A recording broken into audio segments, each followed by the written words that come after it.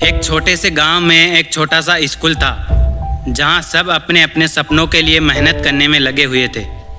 किसी को टॉपर बनना था तो किसी को कोई अच्छी सी नौकरी करनी थी और उन सभी के बीच एक लड़का था जो हमेशा स्कूल लेट आता था, जिसका कभी होमवर्क पूरा नहीं होता था, कभी क्लास मिस कर देता था और रोज कुछ ना कुछ नया बहाना बनाता रहता था। आखिरकार उस लड़के से सभी टीचर भी तंग आ चुके थे।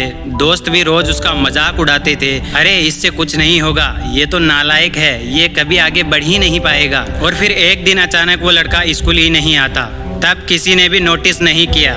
जब दूसरे दिन भी वो नहीं आया तो फिर भी किसी को कोई फर्क नहीं पड़ा। लेकिन तीसरे दिन टीचर ने क्लास में पहली बार उस लड़के के बारे में पूछा कि वो कहाँ है, स्कूल क्यों नहीं आ रहा। और क्लास में किसी को भी उसके बारे में कुछ पता नहीं था। करीब एक हफ्ता बीत चुका था। अब वो उस लड़के की कुर्सी हर दिन खाली रहती थी और अब सभी स्टूडेंट और टीचर नोटिस करने लगे। अब उस लड़के का मजाक उड़ाना भी बंद हो चुका था, लेकिन सवाल उठने शुरू हो गए, यार वो ठीक तो है या नहीं। फिर एक दिन अचानक खबर आई कि अब वो लड़का कभी नहीं आ पाएगा। क्यों, कैसे, क्या बात हुई? ये बात इम्पोर्टेंट नहीं थी। इम्पोर्टेंट ये था कि वो हमेशा सोचता रहा, अभी तो बहुत टाइम है, कल से सीरियस हो जाऊंगा।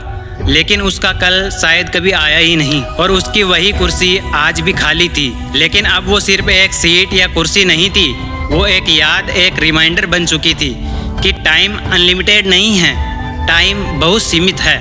कल करूँगा, बाद में करूँगा, ये हमेशा के लिए नहीं होता और ना ही समय किसी के लिए रुकता है। उस दिन के बाद से पूरी क्लास ही बदल चुकी थी। कोई भी अब जोर से नहीं बोल रहा था, लेकिन सब समझ गए कि उन्हें अभी से स्टार्ट करना है। दोस्तों, अगर आप भी सोच रहे हो कि अभी नहीं, बाद में, तो एक बार उस खाली कुर्सी के बारे में सोच लेना, क्योंकि कभी कभी ज़िंदगी वार्निंग नहीं देती, बस आखिरी मौका देती है।